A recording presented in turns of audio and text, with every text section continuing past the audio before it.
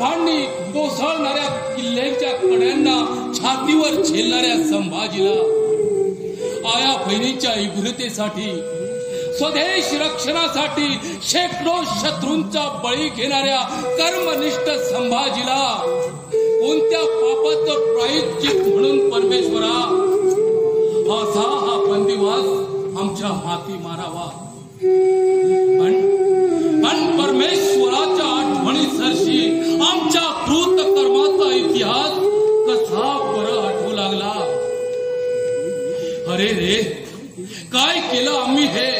राजदंड हाती येतात सत्तेच्या बळावर सारासार विचार न करता सापत्न आईला भिंतीत चिनून ठार मारली, शिरक्यांचं शिरकाण केलं, ज्यांनी स्वराज्यासाठी देह भिजवला त्यांच्याच रक्तानं देह भिजवून मोठमोठ्या मुत्सद्द्यांची कत्तल केली, अष्टप्रधानांचे हिंदवडे उडवले. काय ही आमच्या दुष्कृत्यांची मालिका? किती महान पातकी आहोत आम्ही. अशा अक्षम्य पापांनी असा हा विटाळलेला देह अशा या नरक वासना जिवंत ठेवण्यापेक्षा नाईसात करून टाकतो. महाराज नका, असा जीवाचा घात करून मराठेशाहीचा अंत करू नका. मराठेशाहीचा अंत करू नका.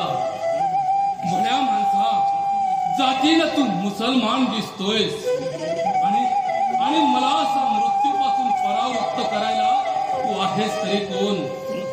खरं खरं बोल. महाराज, आपण मला ओळखलं नाही. मी आपल्या पायीचा खंडोजी. कोण? राष्ट्रभक्त खंडोजी? कोट अशा नादान राजाच्या क्षणाच्या भेटीसाठी जीव धोक्यात घालून कशासाठी हे धाडस केलं? कशासाठी? माझ्या राजासाठी, काळसाठी, आपल्या वाटेकडे बसलेल्या प्रजेसाठी. काय? प्रजा अजूनही आमच्या वाटेकडे डोळे लावून तिष्ठत बसलेली आहे.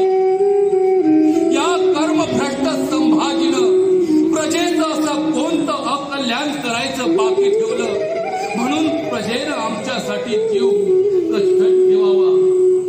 महाराज, हातून घडलेल्या कृत्याची आठवणी असे जीवाला कष्ट होतात.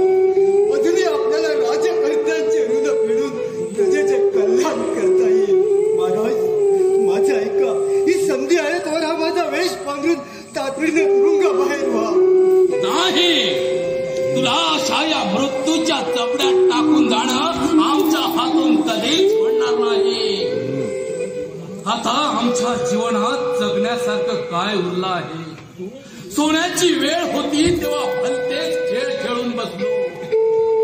राष्ट्राला आधारस्तंभ असलेल्या मोठमोठ्या मुत्सद्दी वीरांना लाथाडून कलुषासारख्या केसानं कसा मला जवळ केलं.